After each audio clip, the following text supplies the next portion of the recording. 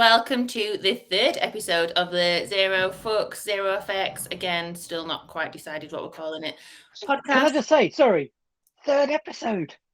Third, yeah, I know. We're getting good at this now. I know. This might sound vaguely professional. Okay, I won't bet on it. Oh dear, so soon. I am your host, Amy Stokes-Waters. With me is my co-host, Rob Lancaster. And today we have the very lovely Lorna Armitage. Would you like to introduce yourself, Lorna? Hey, everybody. I'm Lorna Armitage, one of the co-founders of CAPSLOCK, and here today to chat to the very lovely Amy and Rob about, I have no idea, actually. I'm sure they're going to surprise me with lots of random questions. I'm a little bit nervous. That's all right. Oh, don't be nervous. You two forget that I know you both, so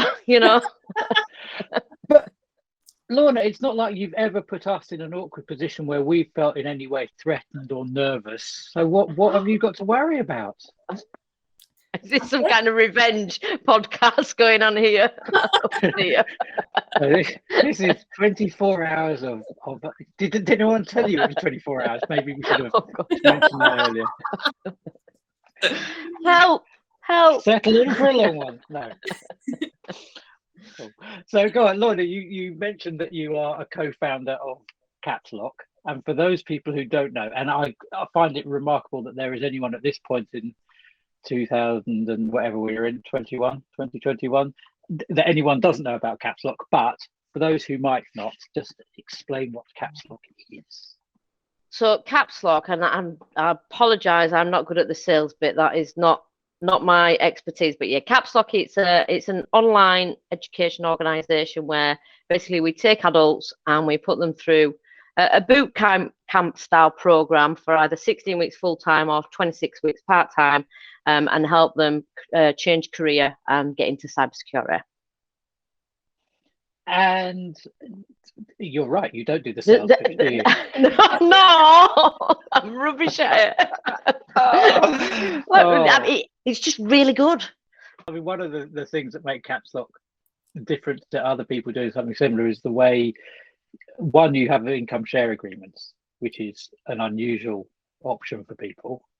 And also the way you actually get people into work. So rather than just being a capitalist generating income for the shareholders' business, you're actually taking people, you're retraining them, and then you're working to get them into cyber and actually get them properly employed and settled into the industry, rather than just bumping them at the door with a certificate.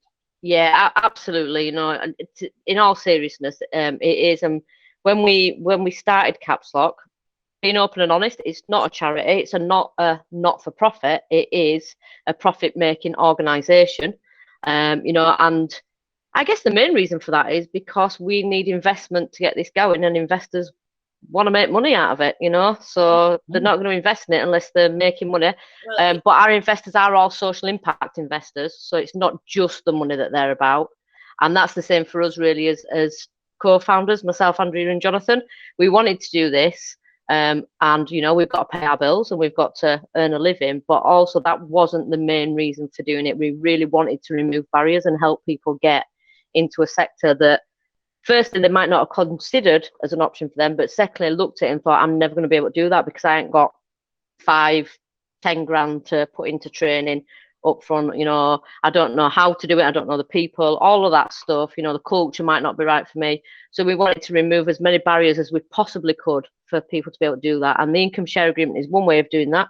So you don't pay a penny back until you are earning over 27,000 a year. But also the things around the application process and what we try to do is assess future potential rather than where you've come from and what GCSEs, A levels kind of thing you've got. So yeah. And actually that's really useful because that links quite nicely into something that is talked about an awful lot in cyber at the moment, which is about certification and within the recruitment side of things, how job adverts are just absurd. The whole certification piece, I think, is yeah, it's a hot topic at the moment. I mean, I've seen so many job adverts where people are asking for like a CISP for a junior role, and you're like, but to get a CISP, you have to have 5 years experience. Or I saw one the other week that was recruiting for a junior security consultant, but they had to have experience as a security architect. And I'm like, but that's why like, would anyone go from security architect to junior consultant? It's just so bizarre, isn't it? I was on a panel a couple of months back, and we were talking about this and saying, about the skills shortage and things like that. I don't think this is necessarily a skills shortage. We're just not asking for the right skills. Yeah. You know, when we're looking at these job adverts and things like that, it's just ridiculous. You're looking at that, and why would you even attempt to apply for that job when it's asking for that sort of experience and things? It's just, I don't know why it is still happening. I'll be honest, it really baffles me. And I think one of the other reasons with CAPSLOCK as well was because me and Andrea had these conversations with so many people. We'd had them with government, we'd had them with people we were working with for so many years, and it was the same old thing. And it's like, nobody's doing it differently. Everybody keeps saying it needs to change and then doing exactly the same bloody thing time and time again. Am I allowed to swear? But yeah, so but just everybody keeps doing the same thing because, and maybe this is a bit contentious, but I'm going to say it anyway. Fuck it, because it suits some people, doesn't it? It suits some people because they can be the top of the game, and they can be the special ones in cyber who know it all, and not putting the hand down and helping other people up. There's so many people who say that they advocate for bringing newbies into the industry, but then they themselves are gatekeepers. And I'm obviously not going to call people out on this podcast because I don't want to get sued.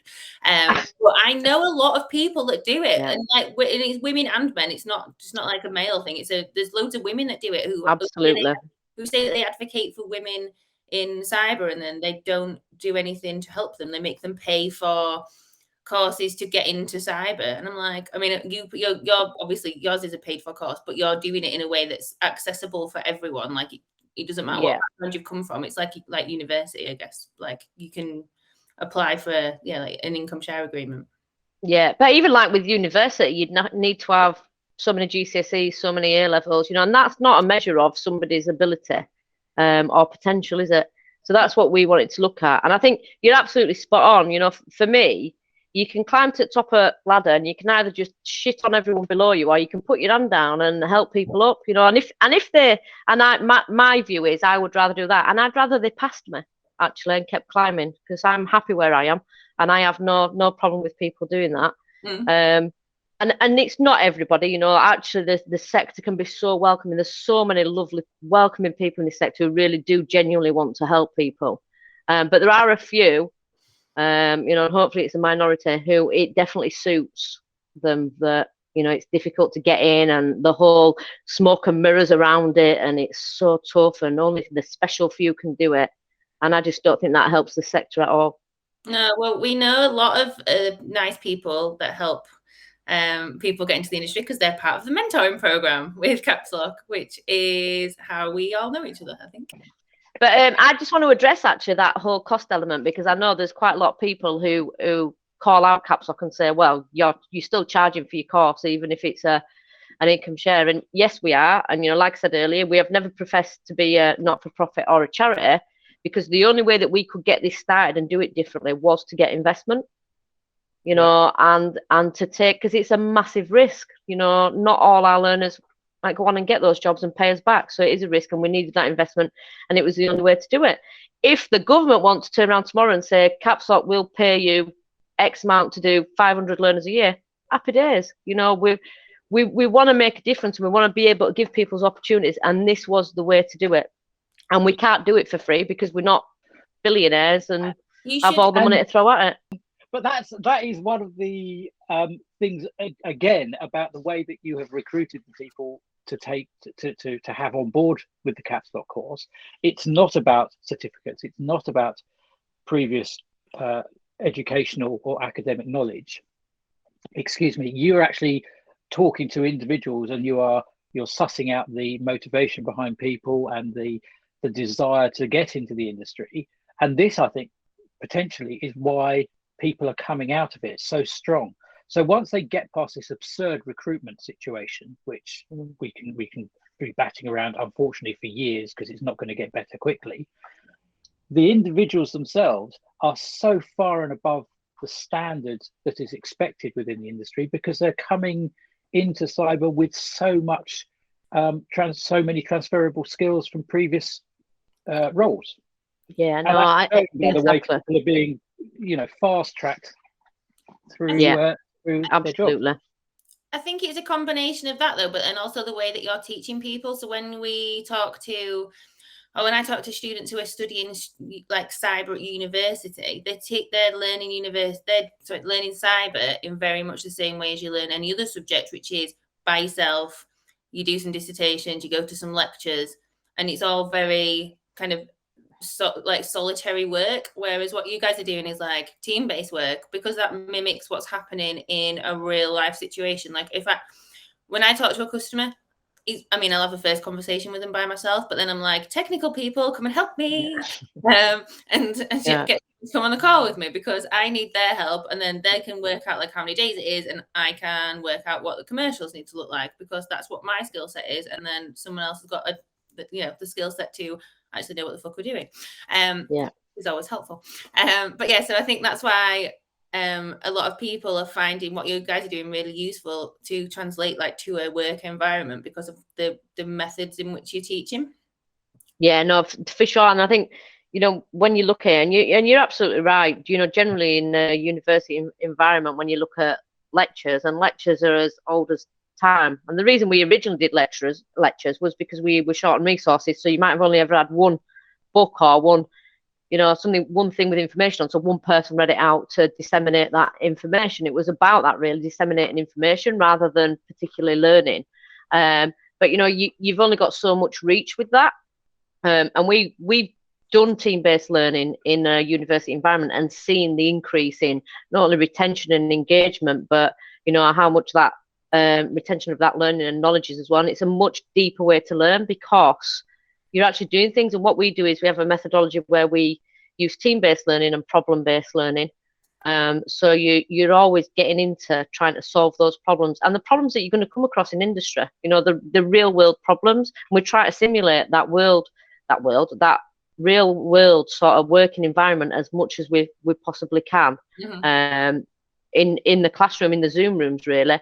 And you're always going to work in teams when you go out there. You're never going to just be solitary on your own, unless you just want to work for yourself, one person. But then you still got to communicate with people and work with other people if you ever want clients. So we do simulate that, and I think it's a nice mix. And again, I think this is another thing that people have, and I try not to read all the criticisms, because you just think, fair enough, everybody's got an opinion.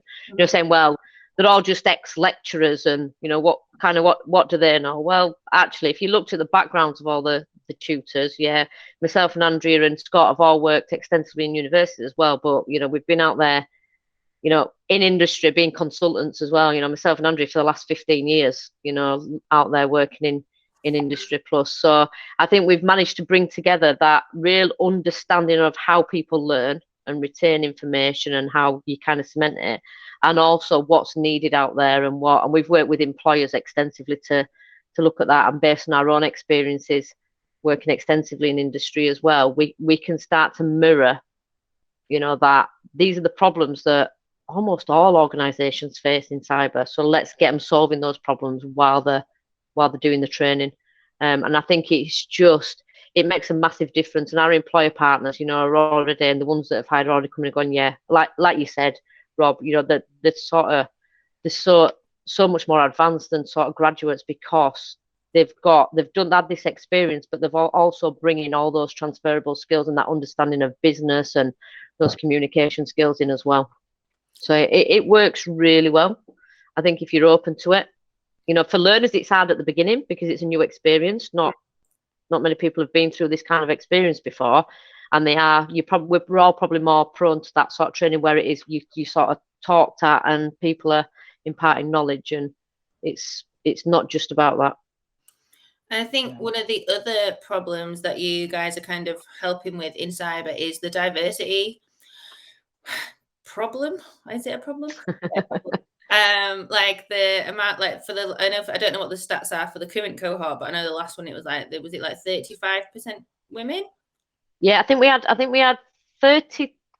Oh God, 32% female, 35% babe. If that, I don't know if that's the correct terminology to use at the moment, but yeah, not sure on this current one. It is slightly less on women on this current one, but we've got more on part-time. Yeah. For this one, but it's, for us, it's just about opening those doors. You know, we've got so many people who would have never thought that this was an option for them, that are able to do it now. And you know, actually, if we look at the last two cohorts, I think it's our 5 top highest earners were all women who've gone out into new roles. So you know, really doing well. And I think, for me, I think there is a diversity problem in cyber. And I've said it before and I'll say it again. I think people are lazy with it, and it's easy. We need to be looking at those things like job descriptions and you know, because if you look at, and I'm generalizing, women would tend to look at 10 things and think, well, I ain't got all 10, so I'm not applying. Whereas a man generally would look and go, well, I've got 5 of them, I'll apply. So do we actually need those 10 things on a job description? You know, let's re-look at that, what we're asking for, and start to open those doors a bit more. But I think it's just, again, does it suit people? Because it's just lazy. You know what?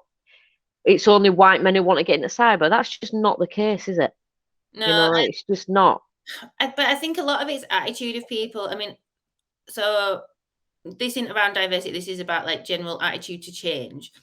So when I used to work with a lot of public sector organisations, I found that their attitude to change was so much less, well, so much smaller, sorry, not much less, so much smaller than the attitude for change in a private sector organisation. Because in public sector, the same people kind of stay in the same jobs for a long, long time, and there's not really much movement around the sector because it's not as competitive with salaries, I guess, and it's not moving as fast. But in the private sector, I think things move a lot quickly, and I think the diversity thing, it seems to be like the opposite way around, actually. I always think like in government and stuff, they have a lot more diverse people working there than private sector. So I just think, yeah, it's quite an interesting like dichotomy.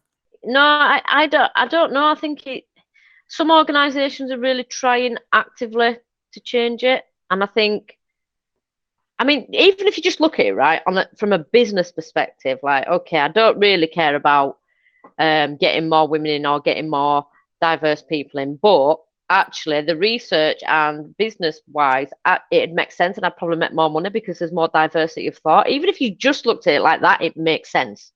But then I do disagree with people who go, like you told me about a company before who just said, I'm going to interview all of you female candidates because we need more diversity. And it's like, that's not really how diversity works. It needs to be a bit more organic than that. And you need to embed it into all of your processes. So in every hiring process, you need to embed that kind of thinking in there. It can't just be, oh shit, we've not got any women, let's go hire 50 women. And then that will make our diversity quota all right. Like, that's not. Yeah, it's not ticking a box, is it?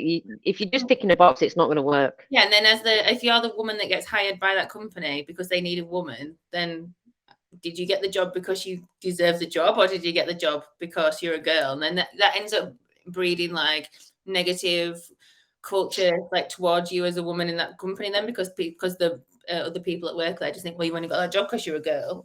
Yeah, exactly. And actually worse than that, we've had some companies who are like, yeah, we want to get more women in, and then they put them through an interview process that is either just ridiculous and not appropriate for entry level, or, you know, so high tech and all of this stuff.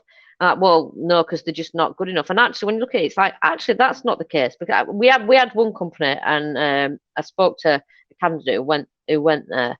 One of our learners had gone through this interview process, and when they told me what they'd been asked to do, I was just like, I've got like 20 odd years of experience. I wouldn't have been able to do that, you know, with like an hour's notice that this is what I'm doing. You know, that's a ridiculous interview process. But then it feeds into their, you know, their whole thing. Well, no, because it absolutely, it feeds their narrative. Well, women aren't good in tech, so we don't have women because they're just not good enough. You know, and you're absolutely right. They need to be looking at the whole thing. Well, do you need them to do that?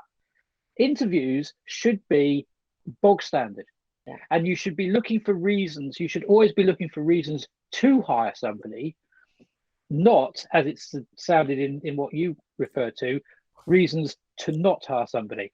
Yeah, I think knowing that interviews are a two-way process and that you're scoping out the company as much as they're scoping out you, because you have to work for them and work with those people and work in that environment and that culture. So if you don't like it as an employee, like it's not like they're doing you a favor by employing you. You're doing them a favor. They're looking for someone to go work for them. So you're doing.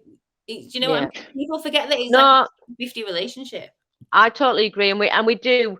We do when we're talking to our learners about this stuff. We do tell them that and try to get them across. I guess when you've got somebody though who's retraining, starting a new career, probably has quite a lot of imposter syndrome already, and they go through a process like that, it really, really can knock the confidence. And I know in this instance that person who has now gone on to get a fantastic job, I'm happy to say, but for ages they're like, I don't want to do another interview. I don't know why I'm doing this. It really, really knocked them.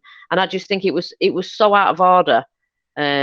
Whether it was intentional or not, I don't know, but it's just, I don't know. And you're right, Rob. There's unconscious bias, isn't there? Of course there is. We all have an element of that. Of course we do. Yeah. But I just think if you're actively trying to change it, that is different than trying to tick a box and just saying, well, we tried. We've interviewed 20 women and they're just, actively is actually engaging people to feed into that process. Another company that we talked to, and they were saying, they get a lot of applications from women to do a scheme that they do, but then they don't get through, and we're talking through, well, what could that be? And I asked the question, so how many women who work for you are part of designing this whole scheme? And they literally, it was like a tumbleweed.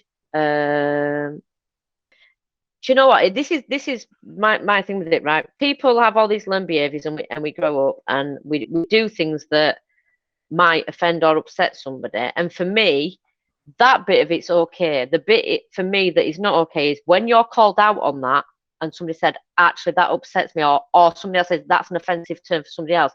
If you keep doing it, then you're just an arsehole at that point that it's offensive, quite frankly. Yeah.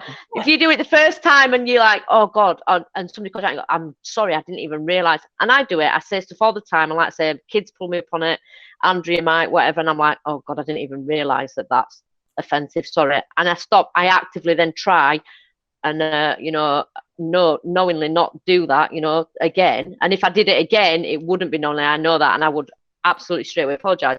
But if I kept saying stuff and doing things that I knew were upsetting somebody or offending somebody, then I'm just a dick, quite frankly, and this whole thing about privilege, and like, well, you're saying I've got male privilege, but I've struggled and I had to work hard. Nobody's saying you haven't struggled. Nobody's saying you haven't had to work hard. What they're saying is you haven't been discriminated against, or your life isn't harder because you are male. That's all we're saying here. My life isn't harder because I'm white. I have white privilege.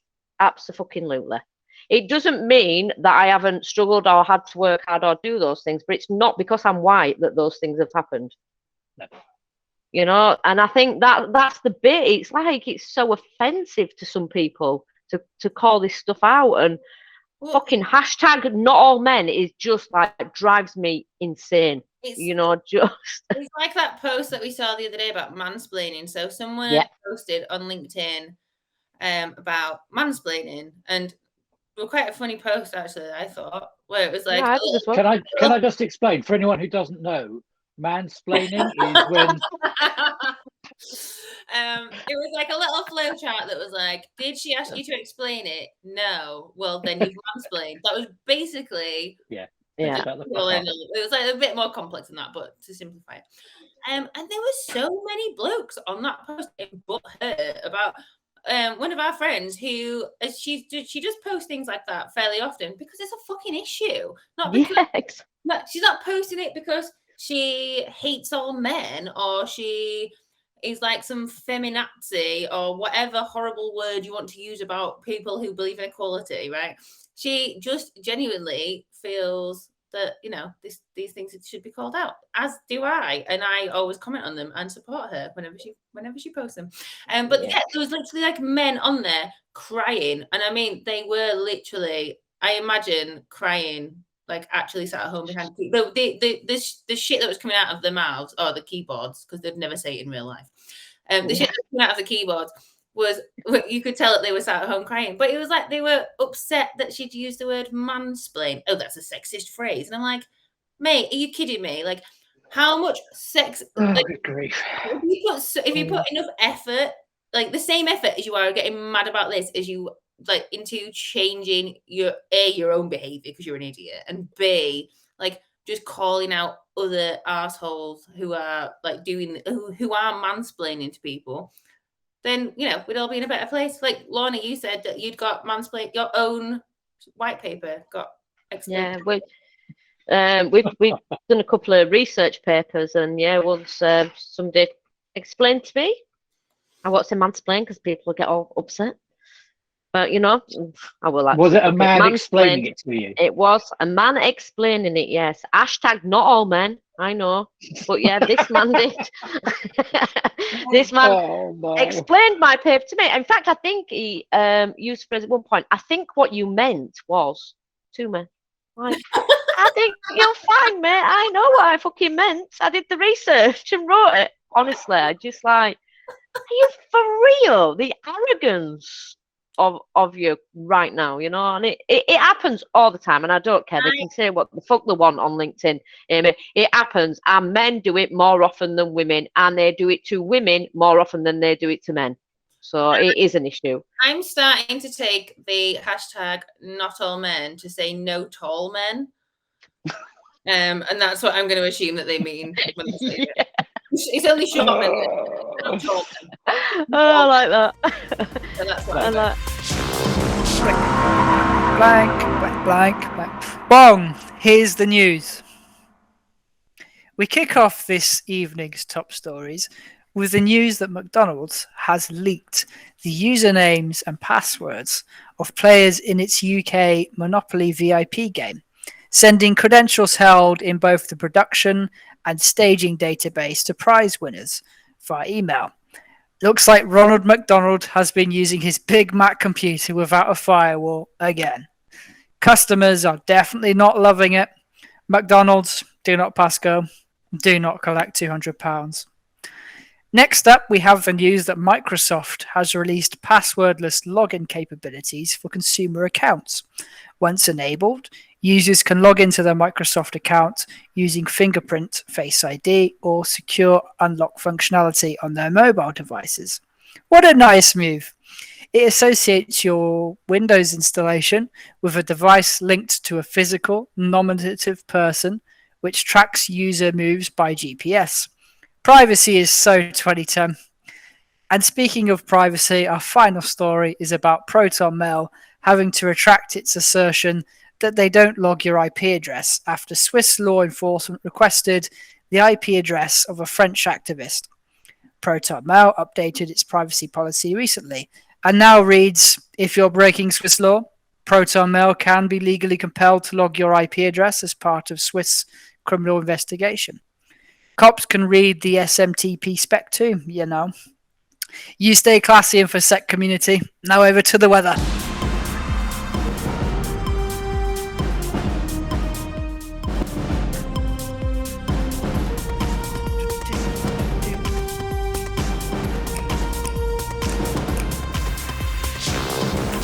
Starting in the southwest, the run of unusually warm weather we've had is resulting in a growing area of high pressure around Exeter. Nothing to do with the weather, that's just on the roads. Historically, of course, this is mining country, so keep an eye out for adventurous types wearing head torches. Moving on up into the Midlands, we see thick cloud cover, no precipitation to speak of, just badly named products and poorly designed user interfaces. The picture changes as we move further east. Keep an eye out for sin flooding, especially in low-lying areas. More or less the same picture moving north, though obviously wetter, colder, and different accents. Don't expect too much change as we move into the weekend. Expect patches of sunshine and broken cloud with the occasional shower. Misty in the mornings and, of course, a high chance of ransomware. Thank you. So, Lorna, we've talked about what you're doing at the moment, which is very exciting, and in fact, as we've discussed, is how we all bumped into one another through various routes. But there is much more. There is so much more in your background. You've done so many things. I know you've worked in industry, you've been a teacher, tutor, academic, consultant. So just talk to us about, you know, your life and route through cyber up to where you are now. Okay, so yeah, I guess I've got quite a diverse background, I suppose. And if we're pinpointing it, I suppose it is education and tech, really.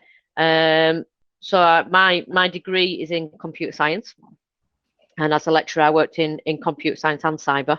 So I've got that computer science background as well. But I started, I suppose, after I did my degree, I went in to be a secondary school teacher.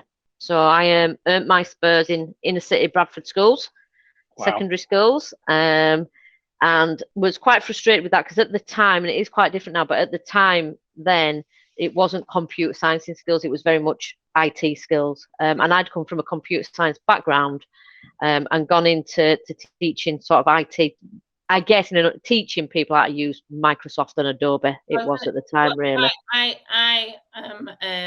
a total non-IT person, so what the hell's the difference between computer science and IT? So I guess at the time, IT in schools was very much using Microsoft Office package, using Adobe, copying and pasting, doing that. Whereas computer science is more around the programming, the back end stuff, the networking, delving a bit deeper really into it. So I found that quite frustrating and moved over into university and worked as a lecturer and a senior lecturer for a number of years in the computer science department. And I've always loved tech from being really young. But I've also I've been fascinated. I've done quite a lot of psychology stuff as well. I did quite a lot of Open University psychology things around that. So I've always loved like people and how people think and learn and all of that good stuff.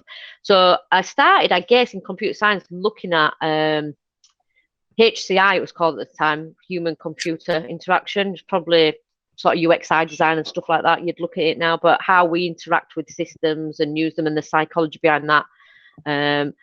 And then got into social engineering, and that was my route into cyber, really. So looking at the human element, and then really focused on some more of the using technology, I suppose, around sort of ethical hacking, pen testing, and that side of it. And then as an academic, where we were, myself and Andrea, you are encouraged to do consultancy days anyway, so that you bring in that practical stuff back into the university as well as your research. So you can do, I think we could do 35 consultancy days a year as part of our academic contract.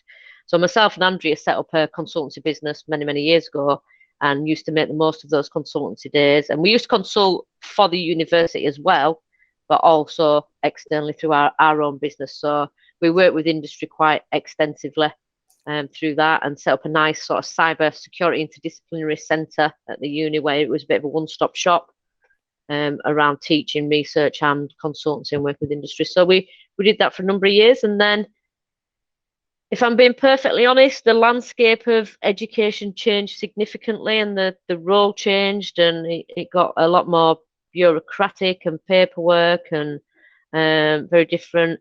And the consultancy side of it got more demanding. There were more demand for us in there. So I made the jump full time into industry as a consultant, and worked on being really fortunate to work on a number of different projects, from private sector to public sector and large government departments to. Yeah, I used to work with universities a lot. Like at my last job, that was my specialty, working with universities, and they were doing so many things. Like there's so much transformation going on at universities all the time, but it's very difficult to like push the changes through, is what I found, because academics are very, and this is no offense to any of the tutors or any but they're very set in the ways. They don't really want to embrace new technology, because, and I mean, I get it. It's like I've worked with schools and I've worked with colleges as well, because most of the budget should be going on teaching, because that's the important thing. And I think sometimes they find it difficult to see that sometimes doing these like putting digital transformation projects in place and doing some of these things will facilitate that teaching and make it more simple and make it more secure and make it that, it can be accessible for more students as well. So, I mean, obviously when we all moved home, they had to put some security processes in place because everyone was working remotely. So you couldn't just be like, oh, we're only going to MFA when you're not on campus, because that like no one was on campus. So they need to look at like how they're going to MFA people, and like you don't want to be MFAing every single time you're logging in. So then you have to look at like putting conditional access policies in place and kind of maturing the identity side of things, which is what my old job was. So I'm sure there was other processes, like, well, I'm guessing like BYOD came into it a lot more and all that kind of thing.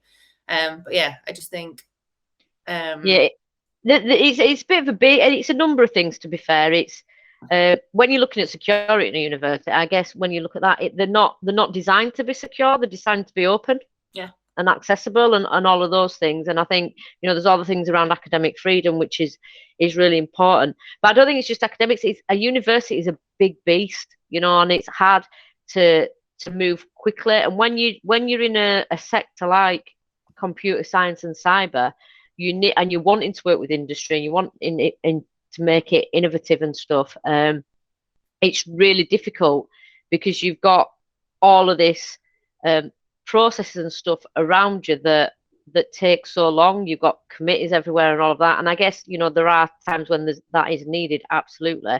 But, you know, for instance, I'll give you an example. We were, as a university, one of the first universities ever to introduce a cybersecurity master's course. It wasn't called that at the time. Oh God, I'd have to ask Andrea what it's called. Business systems. I can't remember what it was, but one of the first universities. And we tried to change the name of that to cybersecurity, and it took 3 years to get the name changed through. 3 years on a course to get it, and it was just because there were people stopping it, and it was just it can be so siloed. And the only reason that name change went through eventually was because the vice chancellor had come to the department and asked some questions and said, I keep hearing about all this cybersecurity stuff. Why don't we have a cybersecurity course? And we said, we do. It's just not called cybersecurity. We've been trying to call it cybersecurity for a number of years now. You know, so it was things like that were quite frustrating, trying to be innovative, trying to work with business, but then also around cuts and workload. And, you know, I remember going full-time into industry, and I remember talking to Andrea and her feeling the same. And although we'd done consulting, it was like, oh God, are we going to be able to do it? You know what it's like. You get that imposter syndrome totally kicked in. You know, are we going to be able to do this? It's going to be such hard work. Everybody goes on about how hard work it is compared to public sector and all the rest of it. Oh my God, it was a doddle. I used to work 70, 80 hours as an academic. And I remember going in at public sector thinking, to private sector, into industry, and thinking, you pay me just to do this, double what I was earning as an academic just to do this. Oh my God, this is busy. You know, what is going on? Now, that's kind of what I was saying earlier. Like, the difference between public and private sector is, like, in public sector, you don't really get sacked, do you? Do you really? Like you have to do really bad. Whereas in private sector, it's like, but in private sector, the pace of change in role. Like I've been working 10 years, and I've worked for 4 or 5 companies. I've been a project manager. I've been a project manager, a resource manager. I'm not really sure what that means. Managing some people. I think it was like admin, managing people's diaries. I got paid loads of money for doing it, even though it was just managing people's diaries, because it was called resource manager. And then it was a project manager again. Then I'm in sales. Like I've switched jobs 4 times. You know what I mean? Like I've done. Yeah. In public sector, I always feel like you go into public sector and you're like, you do that job and you do it. Like if you're a teacher, my mate's a teacher. She's a teacher forever. She don't want to do anything else. And she might want to be like a head teacher, but I'm still like, that's still a teacher. It so isn't. But like the wage difference as well. Oh my God, it's awful. It's ridiculous. I mean, I know you get a lot more benefits in public sector. You know, your pension might be better, and you're sick, and your holiday and all of that. So the package might be better, but there's a massive difference. And for me, I think you get there's two things when you look at public sector. I think, and I noticed this a lot when I was in there, you either get people who are absolutely overworked, but then you also get people who really don't do very much, and they can get away with it, and it's easier to hide in the public sector if you're one of those people than it is in private sector, I think. I find that a lot of public sector cybersecurity teams, they're doing like the bare minimum, or they do. Oh, well, oh, they're not doing the bare minimum. To be fair, that's being better. They're doing the best with what they can do, because I think a lot of public sector organisations are more focused on the spending somewhere else. So they're focused on spending, like at universities, they're focused on spending on making it like a cool university to come to. But they're like, I've been to a few colleges where they've got like shit hot technology, but I'm like, you haven't got fucking MFA switched on. What are you doing? And I'm like, you've got all this, you've got like Microsoft E5 licenses, you've like fucking paid for the full works, you're like going all in, you've got like Surface, what do they call them? Surface TV things in every room, and it's like magical and cool, and you look amazing.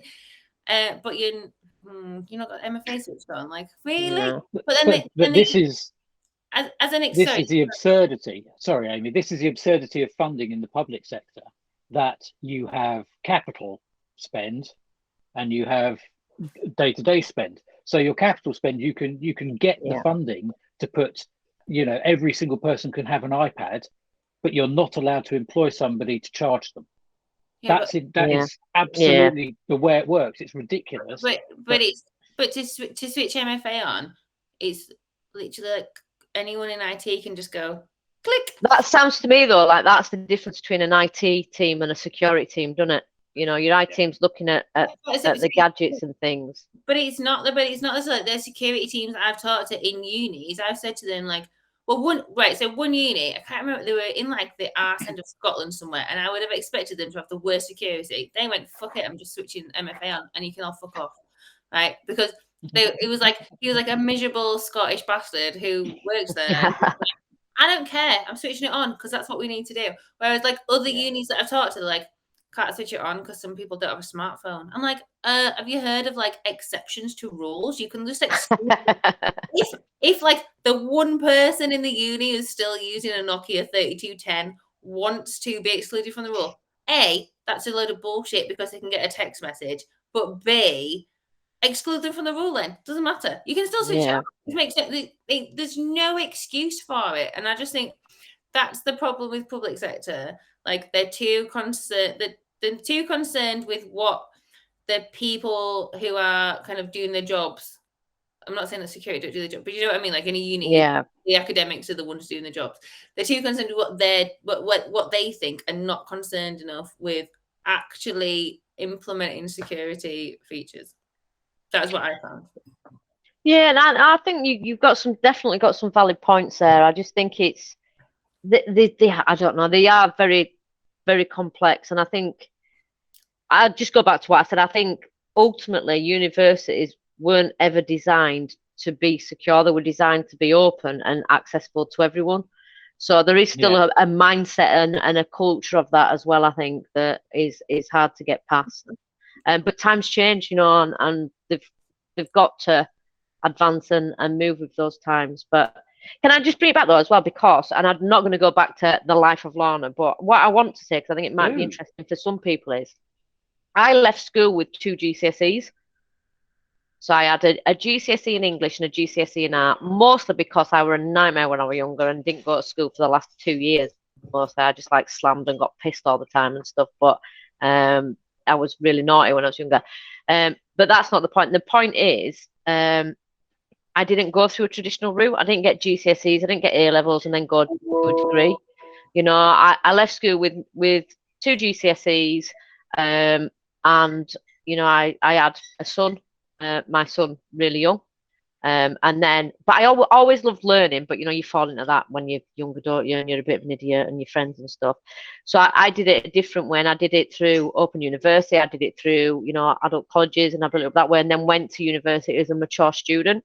And I suppose the point of me telling you that is we all come from different backgrounds, and it's not you have to do it this way, and you have to have done this to get into this, because you don't. You don't have to, we've all got something we can bring, no matter where we come from and what route we've taken to get where we are, I guess is what I'm trying to say.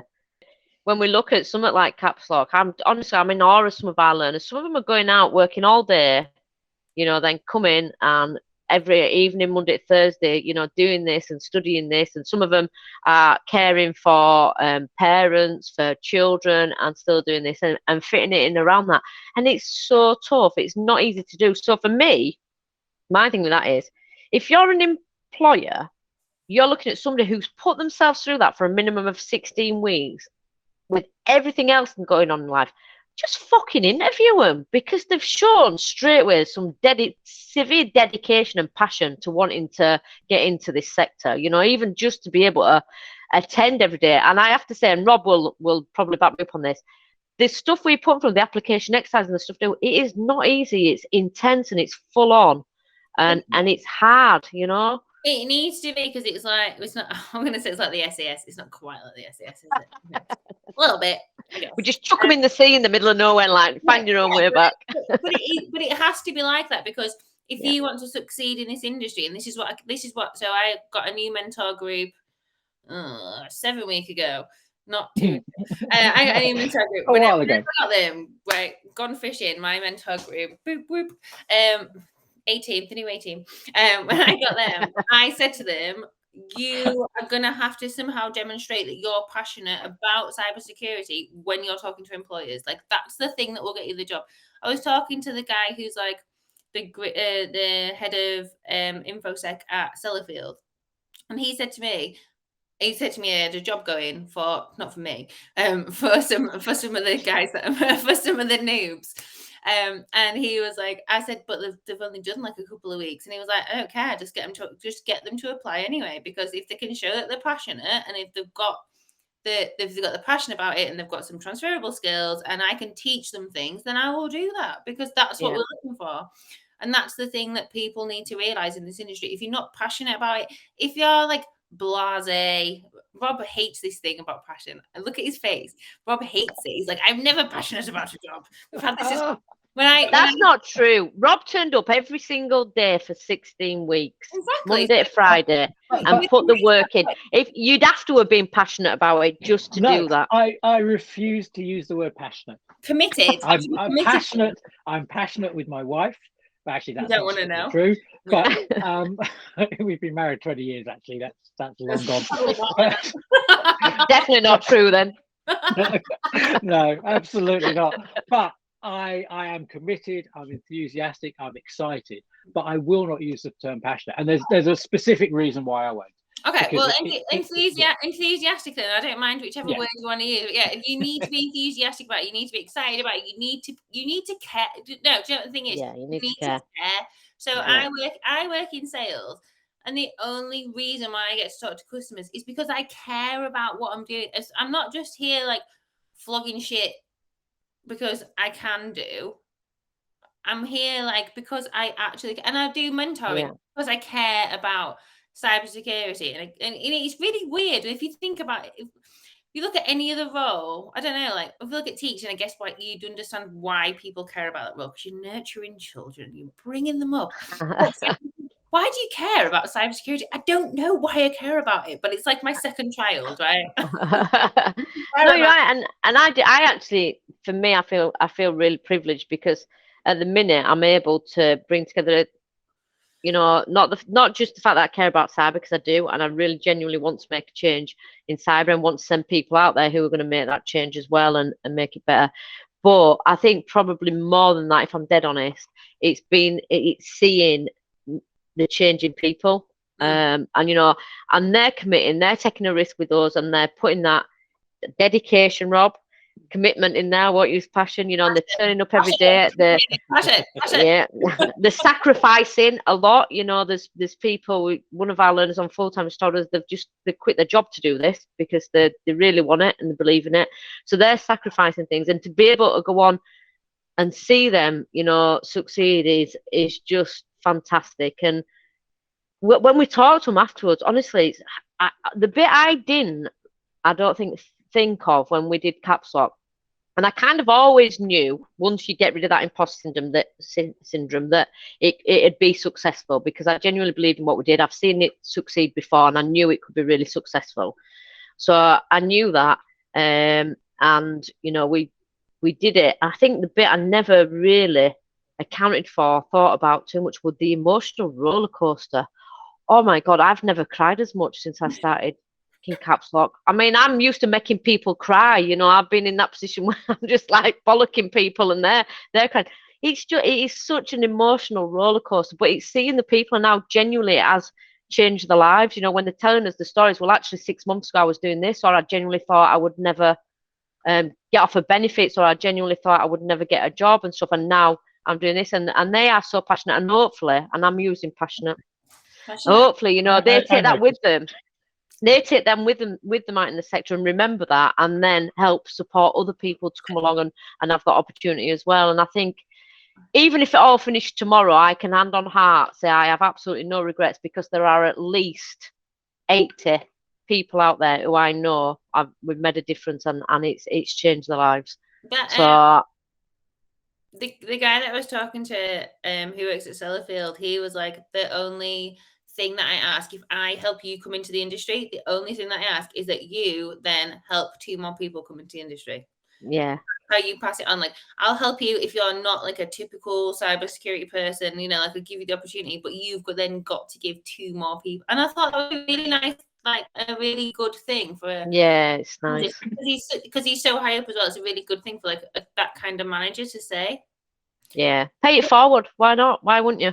It's what I said to my last mentoring group. Is exactly what I said to them. I said, you know, a couple of them, I handheld them into a couple of roles or whatever, and I said to them, you know, I don't mind doing this, but you also, if someone comes to you and says I need help getting a job, then you help them. And I already know that a couple of them have been like passing contacts to people and like helping and doing that. And that's because we need to engender that, like, even if they don't help someone get a job, we need to engender that kind of behavior within the industry.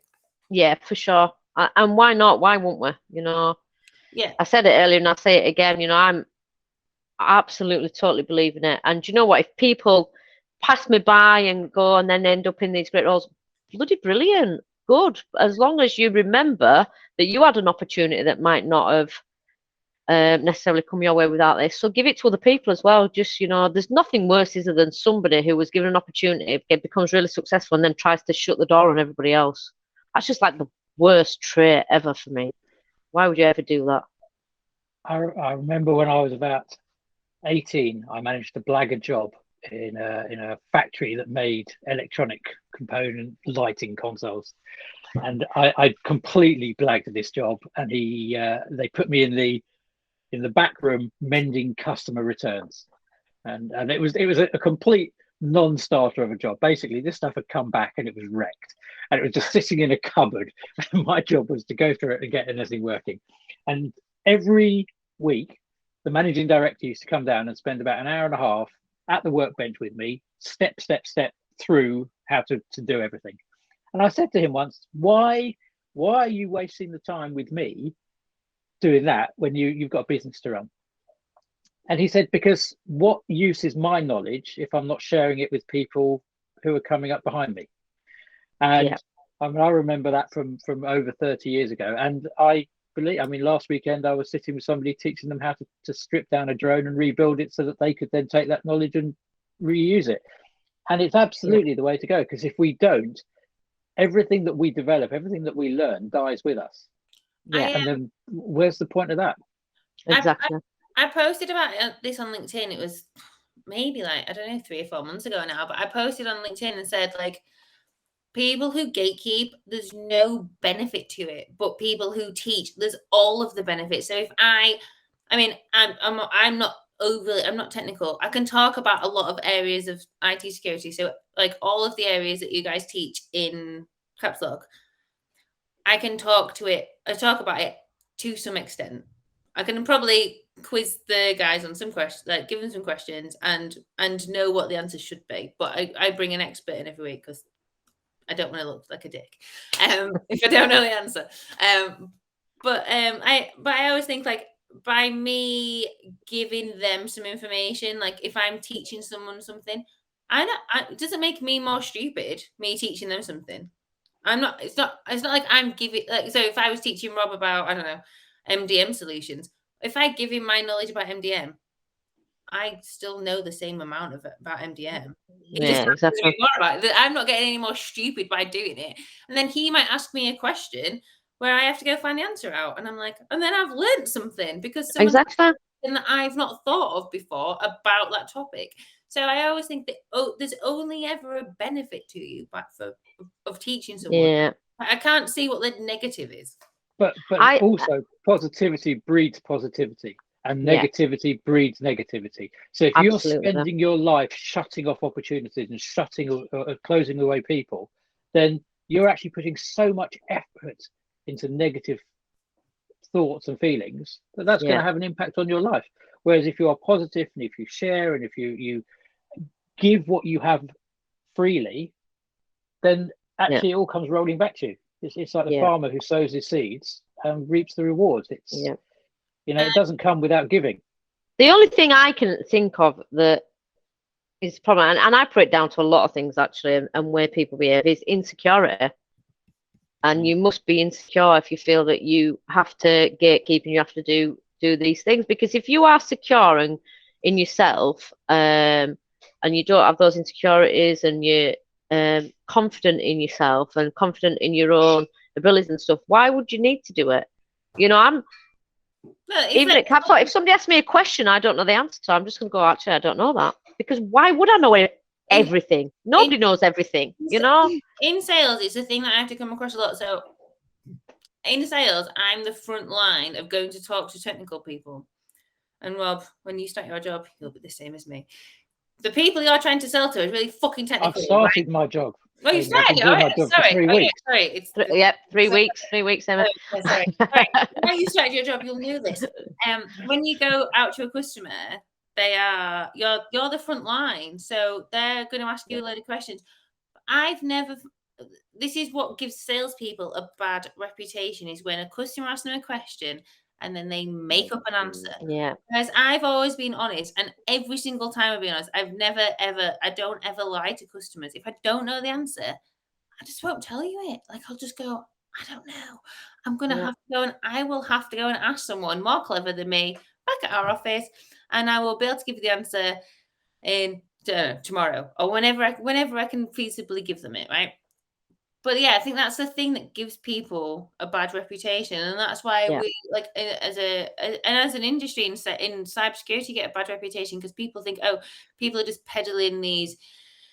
If you're like from the vendor side, people are just peddling these fucking silver bullet technologies. It's because the salespeople because it is badly trained salespeople who are too scared to say, I don't know the answer. Yeah. That's not just sales though, Emma. I've come across, and thankfully it is definitely a minority, but I've come across consultants like that as well. I just think promising you the world, and you know, just what's the term, snake oil salesman, you know. But consultants like that using fear to do stuff and coming out with crap because they know that people don't understand it, and I just think you just give it a bad name, you know. We don't need to do it that way. It just, I don't know. I just find it frustrating. So I don't want to be the purveyor. Which one's the right word? Either or. Without the rest of the sentence, it's a bit of a game. I don't want to be the conveyor of bad news. Purveyor. Oh. Whichever one you've gone with. I don't want to be the purveyor of bad news, but we are out of time because we've been talking. I know. Very much enjoyed it. I enjoyed it so much. I really want to go to the pub, and I think Lorna really needs to eat something. I definitely do. Yes. So, can we just have your final thought on whatever? I don't even know what we talked about. Whatever you've pick any of the topics. Any of the topics. Give us a final thought. Oh my God, that pressure. Final thought. Okay, my final thought is don't doubt yourself. Feel the fear and do it anyway, because you know what? Cyber, you can do it. Amazing. Thank you so much. And thank you so much for coming to talk to us. It has been very welcome. One of my favourites. You're just saying that because I used to say that to everybody in the teams, Rob. I bet you say that to everybody who comes on. Oh, do you know how grumpy I am with most people? Did Lorna just admit that she said that to everyone in the team? So we can We're going to air that bit, can't we? Right? I go into every room and go, how's my favourite team? And they're all like, you're going to say that in the main room? Like, no, never. Never. The thing is, Lorna, we all know that sometimes you said it through gritted teeth. Yeah.